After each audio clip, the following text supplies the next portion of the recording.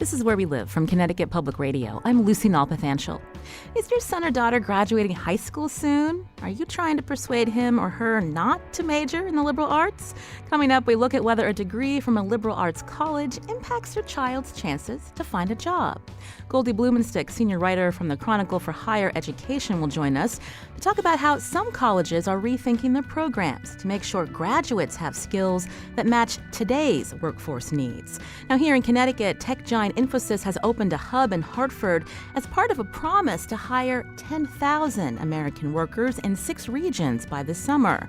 But what skills is Infosys looking for? You may be surprised to hear the global company is training and hiring liberal arts graduates. Today, Where We Live, we look at the initiative and why Infosys has partnered with Trinity College in Hartford. And you can join our conversation too, 860-275-7266, or you can find us on Facebook and Twitter at Where We Live. Joining us from NPR's New York City studios is Ravi Kumar. He's president at Infosys, which is a global IT company. It started in India, and now it's all over the world and looking to expand here in the United States. Ravi, welcome to our show. Thank you, Lucy, for this opportunity. Also in studio with me is President Joanne Berger-Sweeney. She's president of Trinity College in Hartford. Joanne, welcome to our show as well. It's terrific to be here, Lucy. So, Ravi, people in Connecticut are becoming more and more familiar with the name Infosys because of your company's commitment to opening up a hub in downtown Hartford. But for many of us who don't really know what Infosys does, tell us what your company does, who your clients are. Thank you, Lucy, for that question. Infosys is a global tech and digital consulting firm working for the Fortune 500 and Global 2000 large enterprises. We work in partnership with these enterprises to digitize their landscapes and make them stay relevant in a digital age which is rapidly changing the landscape of large enterprises. So I mentioned that Infosys now has a footprint in downtown Hartford. Why did the company decide to bring this technology and innovation hub to Hartford? Yeah, in May of 2017, as a part of a journey to cater to our clients, we committed 10,000 American jobs. Digital technologies need us to co-create and co-innovate with our clients. And we chose 6 regions in the United States where we would create tech and innovation hubs. Hartford is one of them, where we committed 1,000 jobs in March of 2018. In December, we opened the hub, and guess what? In literally 5 months, we have already crossed 400 jobs in the state of Connecticut through our Hartford hub. Liberal arts is a very important initiative for us nationally in the United States, and we have partnered with the Trinity College to develop a curriculum on liberal arts in the digital age and actually deliver to that curriculum by hiring nationally liberal arts graduates and training them in conjunction with the Trinity College. So when you're talking about the new hires that Infosys has committed to finding in the United States, let's talk about the 1,000 here in Connecticut. So what skills are you looking for? What kind of jobs are they filling, Ravi? Yeah, that's a great question, Lucy. On one side of the spectrum, you need deep programming to develop new age digital software like AI, machine learning, autonomous technologies, and a variety of new age digital technologies.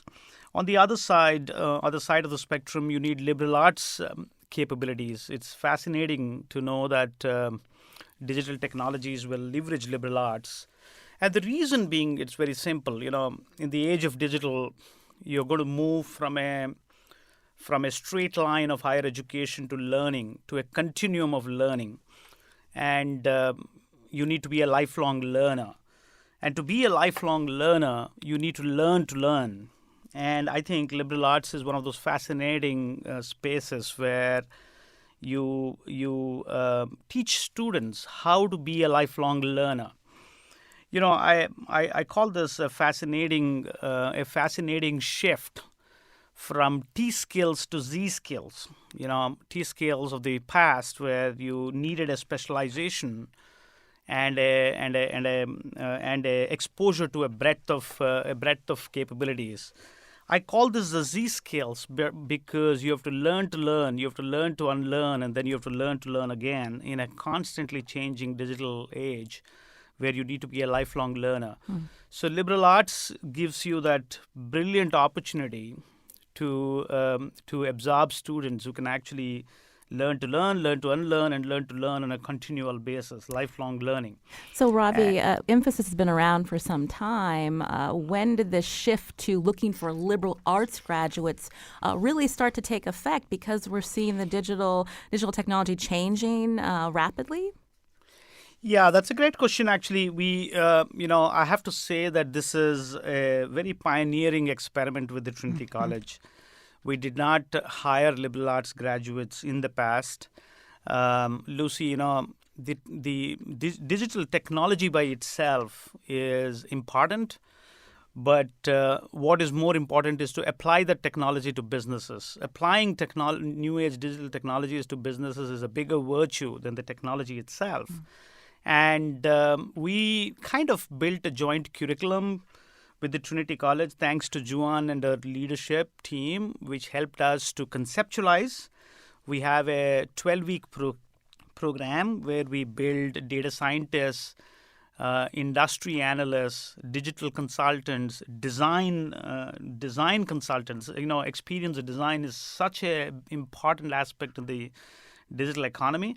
In fact, new age digital companies are born and built based on experience gaps left by large enterprises. So we do believe that design has to be inspired by liberal arts. So these curriculums, these pathways from data scientists to analysts to design consultants to experience design consultants, those pathways are the ones we are experimenting with the Trinity College. And we hire nationally liberal arts graduates, and we train them for 12 weeks before they start productive work. And in these 12 weeks, they are a part of the Infosys family, but they're jointly trained by Trinity and Infosys. The first batch is already out. We had the first batch of 27 graduates who passed this course, the 12-week finishing school, as I call it, and they're already doing productive work at Infosys, and we're now going to repeat this exercise, month on month, and continue to find more pathways. To continue this embrace of liberal arts in the digital age. Ravi Kumar is joining us, president at Infosys, joining us from NPR's New York studio as we learn more about this partnership, as Ravi mentioned, with Trinity College to both train and hire liberal arts graduates. That partnership is with Trinity College in Hartford. President Joanne Berger-Sweeney is in studio with me. So how did this partnership get started? Yeah, it's really interesting.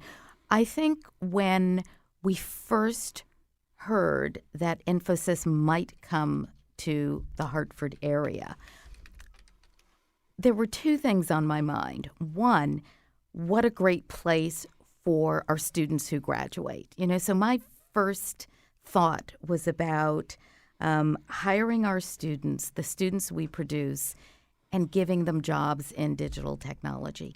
And then after speaking with Ravi and so many people in his organization, it became clear this could be so much broader than just a place where Trinity College students could work, but really a proof of concept that liberal arts graduates could make the transition into digital technology jobs in the future. Before this partnership, Yes. Joanne, would a Trinity grad even think about digital tech? Probably not. And that is the kind of bridge we're trying to build. We're trying to expand the minds of our liberal arts graduates to help them share how they can use the skills and analysis that they've learned in the liberal arts and take it to fields very, very broadly after they graduate. Something that we've talked about before on the show, and, it was just in circles when we think about higher education, what skills graduates, no matter what school they go to, are leaving with, and the fact that they don't want to end up unemployed or underemployed. Is that something that you were hearing from your alumni base, or even from your current students, that they're worried that once they get their diploma, what's the next step? And the fact that they're spending, or their parents are spending, lots of money to get that degree. Exactly. And there's no question that people wonder from the moment they walk into college, what am I going to do afterwards? But what we try and remind people, it's not just what that first job is, but they are probably going to have 7, 8, 10 jobs in their career. So what we're trying to do is to prepare them to succeed for life, not just for their first job. So we care about critical thinking, analysis. They're learning about leadership, communication, working as a team. And I think most importantly, we are training problem finders, not just problem solvers. We got a tweet from Christina who said she learned invaluable skills with her degree from Central Connecticut State University, a history degree. And she writes, digital tech is the future of the history major. Ravi Kumar, what do you think about that response from one of our listeners? No, that's a great question. Any discipline which is non-STEM, be it humanity, history, anthropology, psychology, and a variety of them. And the confluence of all of these in a liberal arts framework, which gives you cross-disciplinary thinking, or anti-disciplinary thinking, as I call it. It's a very interesting term. I call it anti-disciplinary, which is almost on the other side of the spectrum. Gives us a phenomenal perspective to apply technology to businesses, apply digital technologies to businesses. I did mention the virtue of applying these technologies is a much bigger virtue than the technology itself. History, by all means, gives you a context of the changing world, in the past, and it gives you a perspective of how human behavior, how human culture has evolved over the historic times of the past. And if you can apply that back to how you drive the embrace of technology to businesses, it really helps. So I would say anything which is non-STEM but does give an opportunity to be a lifelong learner, as Joanne mentioned. And one other important thing is problem finding.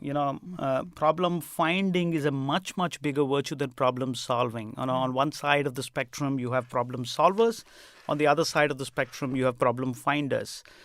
One of the things, Lucy, I've been researching on the future of work.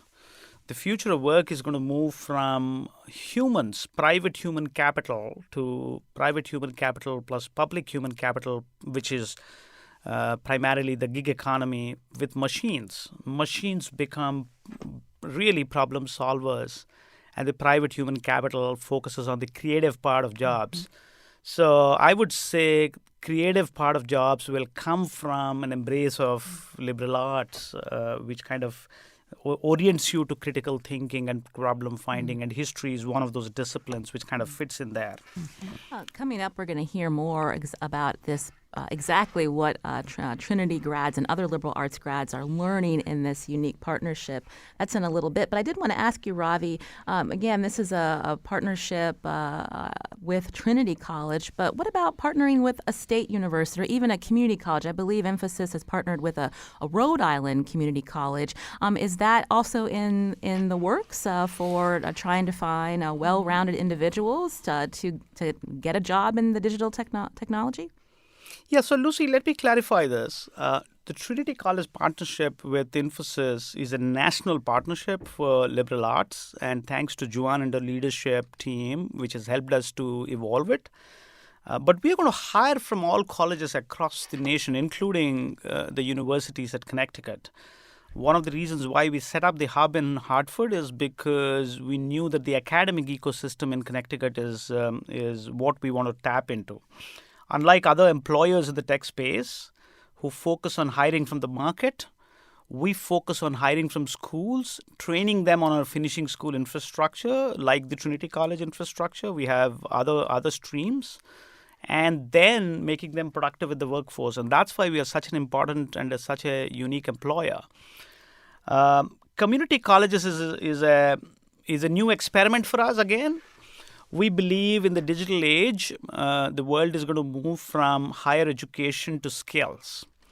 And when that switch happens, you would need more embrace of community colleges. 50% of the students in the United States go to community colleges, and it is an irony that very few employers go to community colleges to hire. So we are kind of creating an experiment now to get community colleges as a part of the digital embrace.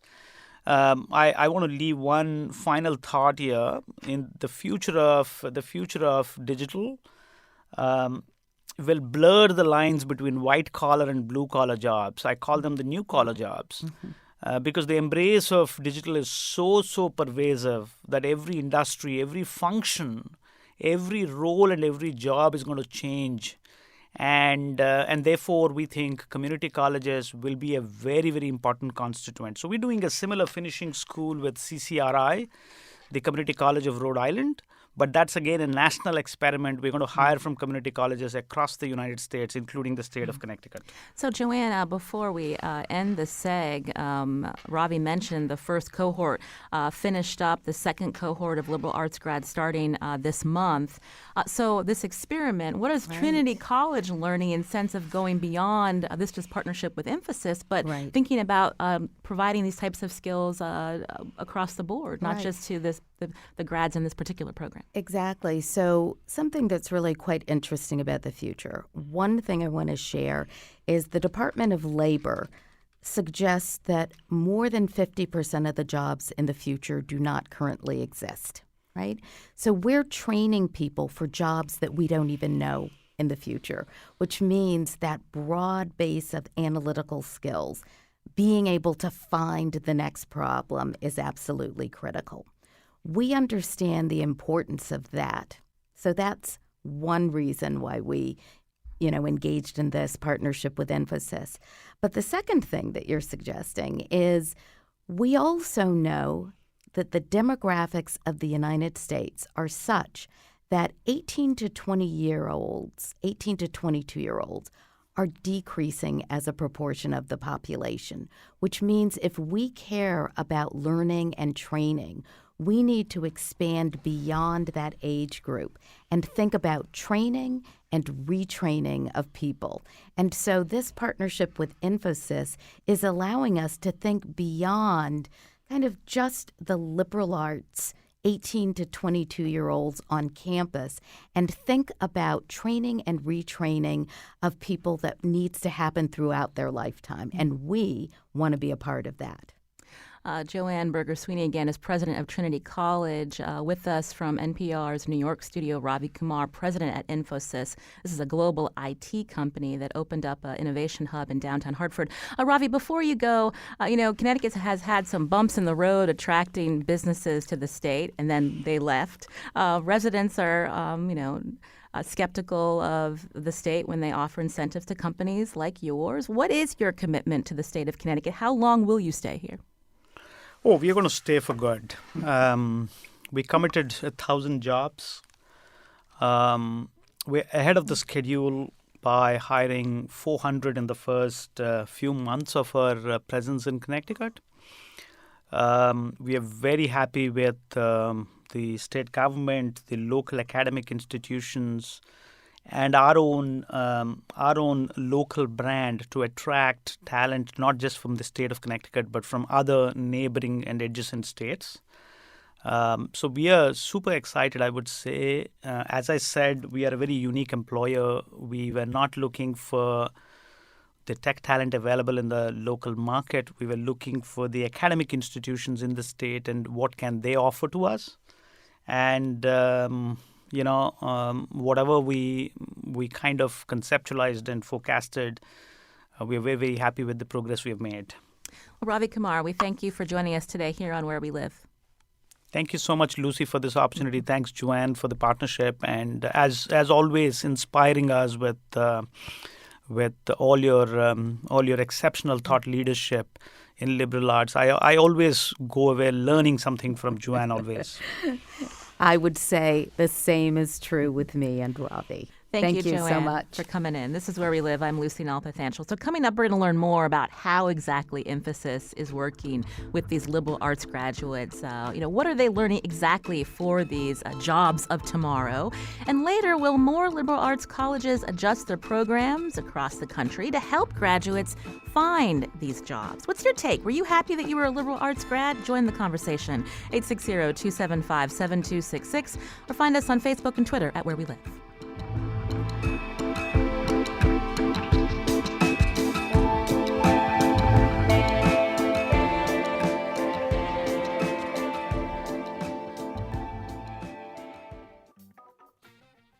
This is Where We Live from Connecticut Public Radio. I'm Lucy Nalpathanchel. Coming up, what skills do college students need to have today to find a job after graduation? We'll talk to a senior writer at the Chronicle for Higher Education about that question and learn how some liberal arts programs are thinking more about how to make their graduates more employable. Now, here in Connecticut, we're learning about Infosys, a tech company, and its partnership with Trinity College to help train liberal arts graduates for digital tech jobs. So how are they doing that exactly?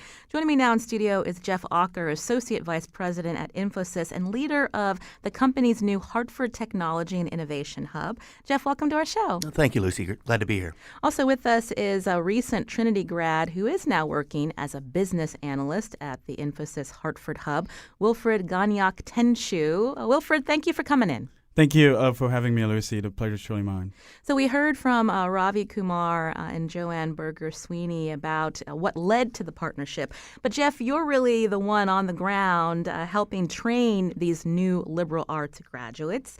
So how are you doing that, and what kind of jobs are they filling? Well, fundamentally, the digital transformations that Joanna and Ravi talked about at the beginning are about creating experiences. Mm-hmm. Right? Putting something in your hand, putting something online that solves a problem for you, opens up an opportunity. And that requires somebody in the mix to really understand that end user. And what you're talking about there is the context. Take healthcare, for instance, where I spent the last 8 years. Healthcare in America is really difficult to understand, right? The experiences range from, are all over the board. And so if you're trying to create, say, an application, a website, some digital experience that would help you, you really need somebody in the mix that understands the journey, the context, the people that you're serving. And liberal arts is all about understanding other people's experiences, enriching yourself, understanding context. And so what we're really trying to create are people that can be the champion of that experience, the steward of that experience. Because really what you're doing in digital is making the customer kind of the hero of their own story. Mm. So there's no shortage of people with STEM skills, but you're looking beyond that to help communicate between the company and the client with whatever I guess they're looking for in terms of the services that they're paying for. Exactly. We can train people to code. We are looking for the data scientists. Of course, we've got that piece. But fundamentally, an engineer, an analyst is about taking a big, hairy problem, breaking it down into small components that everybody can code, can solve for. But somebody has to be the steward of when you put that all back together, is that the experience? Is that the digital experience that you really wanted to create? And when you mix, say, like with Wilfred, the business analyst certification, right? The person that's sitting in between the business and the technologist, putting the requirements together, understanding what we're going to build. When you mix that with the ways of working that are essential today, agile, design thinking, that's part of the training. But we're also putting storytelling in there, bringing the liberal arts teachers in there to help provide a sense of context. So somebody like Wilfred will be the person looking at the code, defining what experiences you're going to create, but also being the one that says, yeah, we nailed it. That's the experience that we wanted all along. Wilfred, did you ever think you'd be working for a digital tech company? No, I never had the idea to work for a technology company before. And so when the opportunity, so first of all, I would like to say I'm very grateful to have been given the opportunity to my boss and the team and to Trinity College as well for the training.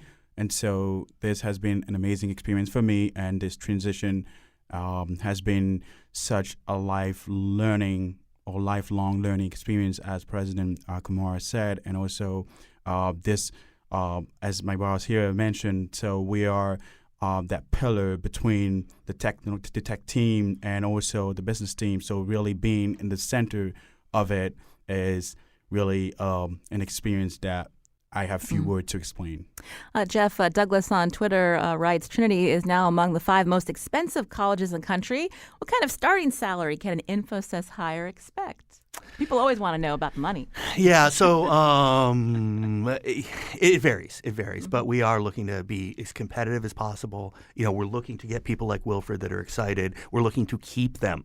So the package is competitive. I'll leave it at that. I should mention we're talking about the importance of having a liberal arts background. That's where you come from, Jeff. Indeed. I have my philosophy PhD, and they're letting me run the place.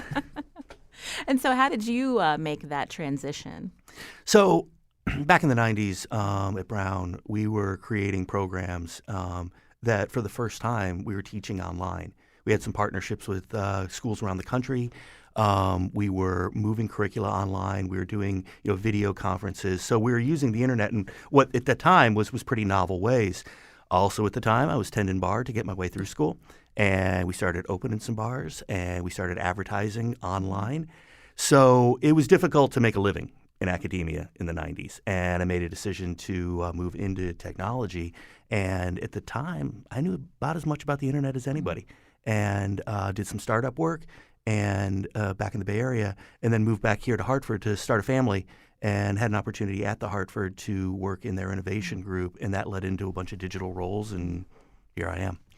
We heard Ravi Kumar talk about automation, AI, and some of that means that the skills of the past that humans were doing will be taken over by robots, so to speak. But in the same sense, what is Infosys and other companies when they're looking at the jobs of tomorrow? What are some of the skills that are robot-proof, so to speak? Critical thinking, understanding the other humans. I mean, the robots are, this is going to sound kind of weird, but they're still serving the humans, right? There are ethical questions that come up when you deploy some of these technologies. There's the experiences that I was talking about earlier. All of those are in service to making people's lives better. And if we lose contact with those people we're serving, we're not doing anything good. So the critical thinking, the empathy, the ability to collaborate, work with other people, all of those wrap around some key technical skills, which we'll train you up on. But, the communication, collaboration, the empathy with other humans, and what you're trying to build, but what you're also trying to avoid is going to be that's what's going to future-proof you. Wilfred, take us into the training that you received. What were the skills that you didn't have with your Trinity degree that you're about to receive? So congratulations on that. Thank you. What are some of the things that you had to learn in this 12-week program? So before I transition straight to the answer, I would like to say as well, as Dr. Sweeney mentioned, we are not just problem solvers, but also problem finders. And so really now I am applying those skills to now learn about different programming languages and just on the path of becoming a data scientist, for instance. So those are the things that I never thought of and never thought this will be something possible. So really that transition, translating from my background to now the technology ward at the Infosys family. So definitely this is one experience that I would like for any listeners to be inspired and to know that it is possible, that willingness could take us very far. It's great to hear that these liberal arts grads are learning these types of skills for an industry that is constantly changing, Jeff. But you're also putting a lot of investment into these future workers, and we know here in Connecticut, the narrative is we can't hold on to young people because they're trained up and then they go to work somewhere else, say Boston. So how do you handle that challenge? Well, this is actually surprising. When we first started looking at the 400 jobs that Ravi mentioned we created here, over 60% of those are people coming in from out of state. And I double-checked that. I walked around. I talked to the people that were coming in. We're finding that, the old narrative was you go to a leafy college here in Connecticut, go to the big city, and then maybe come back here in your 30s to raise a family. That was fine when people could have $10 and go to New York and figure it out.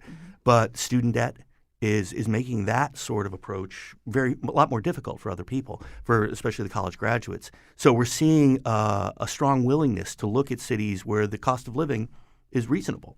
Also, going against that grain, when we're offering these jobs, when we're offering the training, we're seeing a large influx of folks in their mid-late 20s coming back to Connecticut if the opportunity is there. So that narrative, we're breaking it a little bit. I think it's the opportunity, the type of job, the type of things that Wilfred is talking about, where you're getting skills that are explicitly being trained to be future-proof.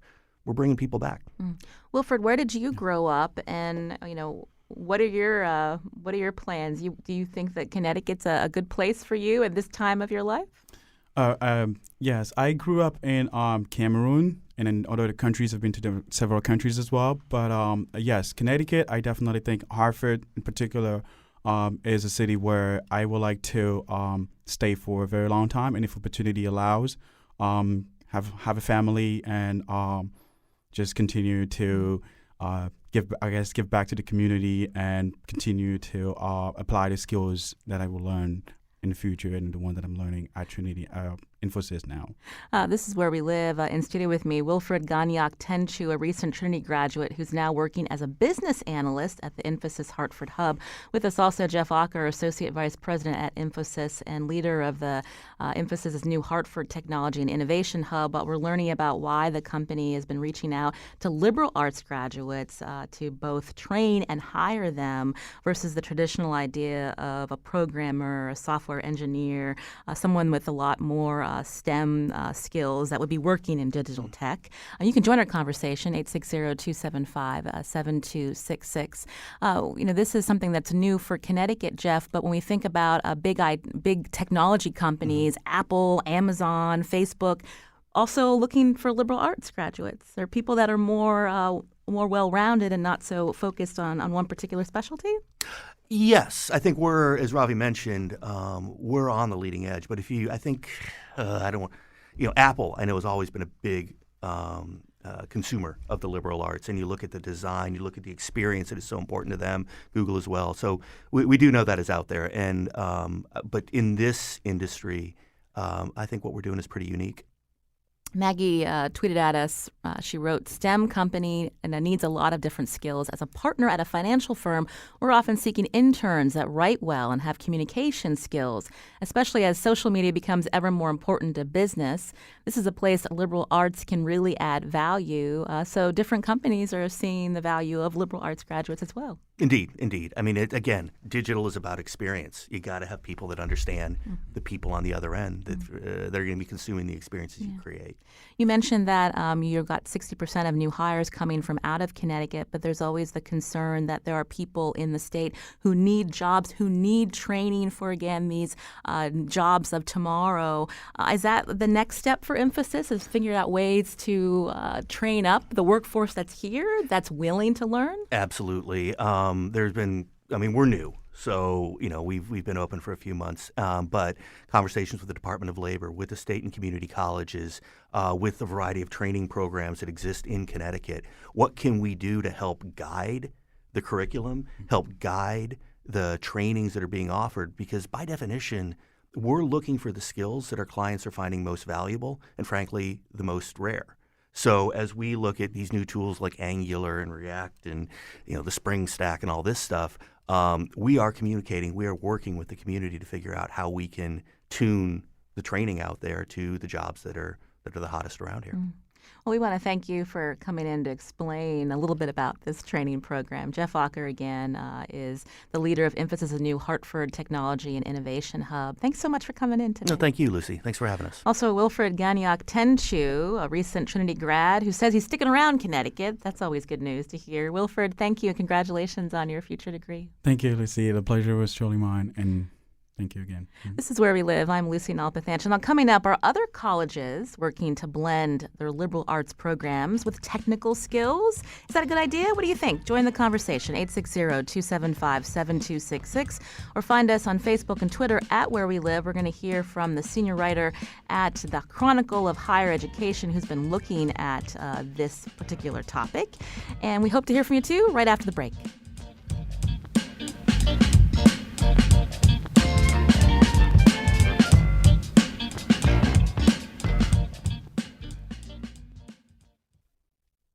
This is Where We Live from Connecticut Public Radio. I'm Lucy Nalpathanchil. We're continuing our coffee break series. Next week, Tuesday, May 21st, we're going to be at the John Bale Book Company and Cafe in Waterbury, Connecticut, to hear from you about what issue or story in your community is not getting the attention it deserves. You can look at Where We Live's Facebook page for more information. Now, we just learned about a unique partnership between IT company Infosys and Trinity College in Hartford, where liberal arts graduates are being trained to work in digital technology. Now, nationwide, are other colleges and universities trying to do a better job of matching students with skills needed for jobs in today's workforce? Joining me now to talk about that and more is Goldie Blumenstick, senior writer for the Chronicle of Higher Education, author of American Higher Education in Crisis, What Everyone Needs to Know. Goldie, welcome to our show. Oh, Goldie, are you there? Sorry. Can you hear me? Yes, I can hear you now. Welcome to our show. Hey, thanks for having me. So I don't know if you'd heard my intro, but we really were curious about nationally about the partnership between higher ed institutions and employers. We heard about a unique partnership here in Connecticut. Are you seeing that at other colleges and universities in the country? I'm seeing versions of that in various permutations, I would say. In some cases, down the road at Yale, actually, they've just made a partnership with a coding boot camp for sort of a summer intensive program in digital skills. Lots of other colleges are kind of creating skill programs like minors in digital skills training or even data science minors. So I think you are starting to see a little bit more of this around the country, particularly at general institutions. And the idea of doing this at a liberal arts college is really an important trend and a good one. Mm. Is there some pushback, though, when people think about what a liberal arts education provides, that now focusing on these practical or technical skills will take away from that? I feel like there is sometimes pushback. Personally, the more I study how colleges are doing it, and if they're doing it smartly, I think the pushback is a little bit. I can't say it's unnecessary because everyone sort of fights about the curriculum there. But if you think about what the role of a liberal arts education is, it's to sort of prepare people for the future, prepare people to learn how to learn. And if we're thinking about how much of our society, how much of our economy is going digital, to have a liberal arts education that doesn't include some training in digital skills, I think is kind of really ill-advised. I think the future is digital, and I think you could add these digital skills to the curriculum without compromising everything about the liberal arts that we all love and value. Mm-hmm. I'm a liberal arts major myself. I come to it not just as a reporter on a subject, but with personal experience. Mm-hmm. I wanted to take some listener calls. Robert's calling from Glastonbury. Robert, go ahead with your question. Yeah, I have more of a comment, maybe quasi-question. I have friends that have graduated with engineering degrees, and one that actually graduated with an engineering degree and a liberal arts degree, both bachelors. But he bumps into the age discrimination where, he has the skills. He's actually working for a company that works for Pratt & Whitney, but Pratt & Whitney won't hire him because he's 50. So, I know that they say, we want the skills, but I think it's not just the skills. Sometimes there's an age or a dollar rate that they kind of want, I think. And I don't think that that's always addressed. Well, thank you, Robert, for that comment. Goldie Blumenstick, how do you respond to our listener who talks about, again, this idea of age discrimination? Are companies really looking for the skills or for what they think are people that can adapt well? Unfortunately, what they're looking for is a lot of things, and in some cases they may also be looking to pay only a certain amount. And so if you're running up against a salary problem, it's going to be hard to make the skills argument. I mean, what we've been hearing recently with the economy sort of still on the upswing is that when the skills are in demand, eventually people will pay the salaries that they'll need to get these people in the jobs. But until that becomes a really big of a problem, unfortunately, employers will still do what employers need to do. They want skills. What companies say that they want is They want people who are adaptable, you're right. They want people with the skills. They want people who can sort of problem solve. And so some of this it's hard to, the problem is partly it's really hard to show some of that. You could get a degree that shows you have the engineering expertise. A lot of times you don't have a piece of paper that can also say, P.S., expert in problem solving, communication, and empathy and creativity. So part of the problem is the way the credential system works in our country right now. There aren't really good ways of signaling some of those other traits. Goldie, in your reporting, when we look at people with bachelor's degrees who've gone to liberal arts colleges, their outcomes are still looking pretty good? They are, actually. With a little twist, I call this sort of a liberal arts plus. Increasingly, most of the studies I look at that talk about employment outcomes for liberal arts grads, and these are based on real analyses of real data, not the anecdote about the barista in the coffee shop, but people who actually study resumes and job ads. People who have a liberal arts degree and then maybe like one additional technical skill, maybe they've learned a little bit of programming, maybe they can really prove that they know how to work with data or even communicate data, maybe they know something about Tableau or some of these other tools that are really good display tools for communicating. Those are the graduates coming out of liberal arts colleges that have the best opportunities in the market right now.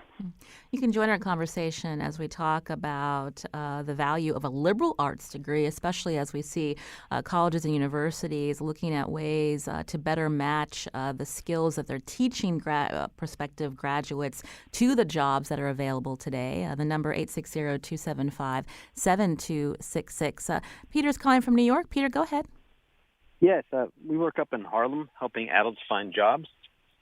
And so we certainly face the questions of people that have started and stopped a few times. What's their place in this whole scheme? They're often older. They've often bounced from job to job, very smart, ready to learn. But there's not a lot of programs that will take them in and give them any kind of income. So they get shuffled to security jobs, CVS, cash register jobs. They don't get put in this path.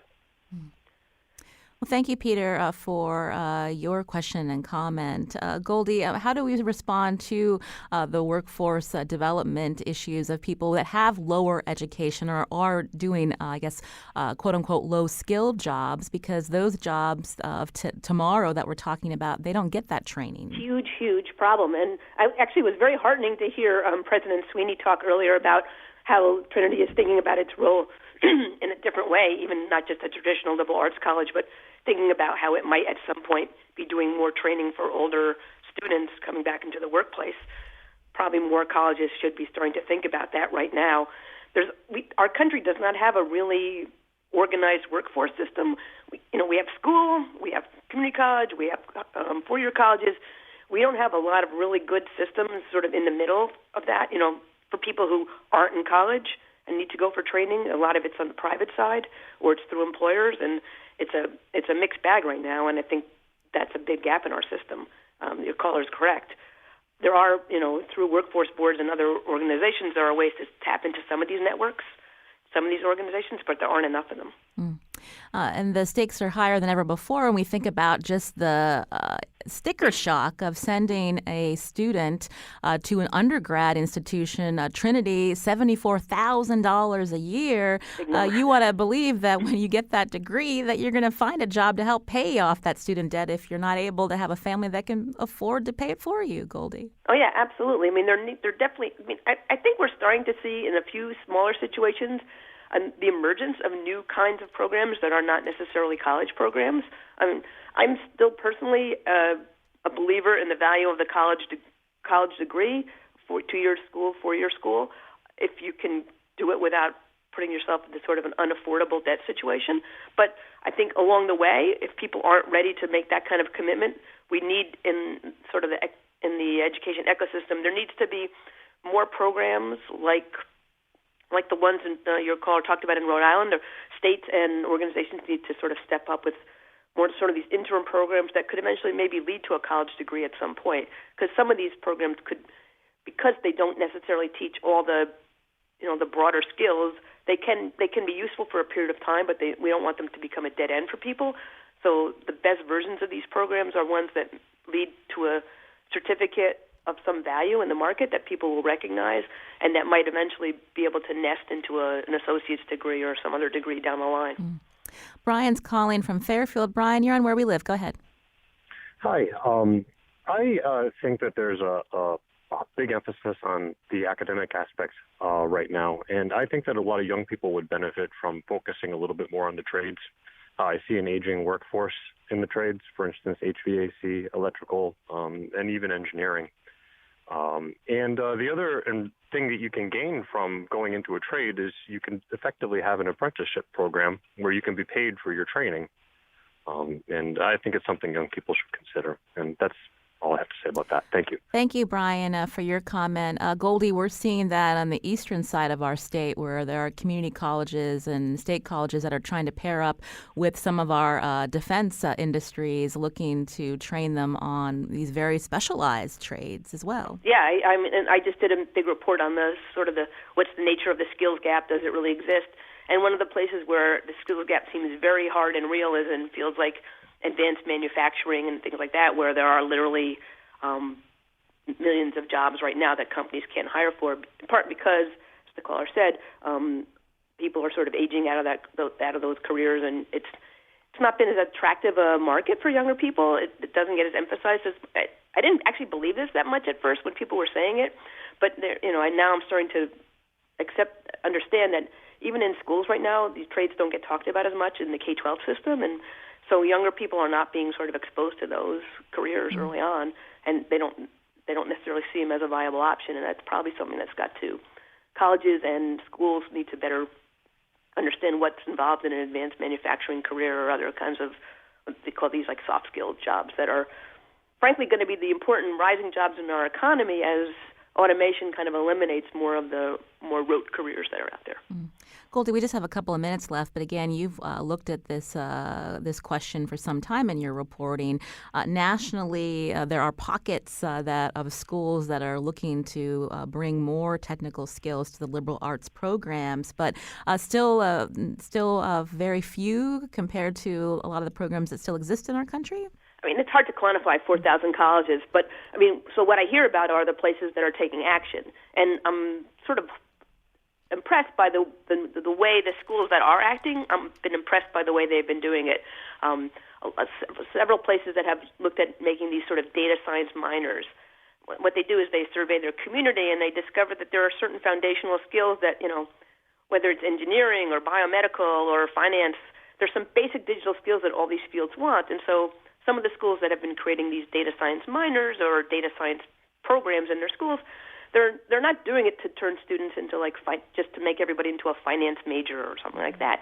They're recognizing though how something like data proficiency and digital proficiency is becoming almost a liberal art, and they're adding that to the curriculum across the board in a way that I think does reflect where we're heading.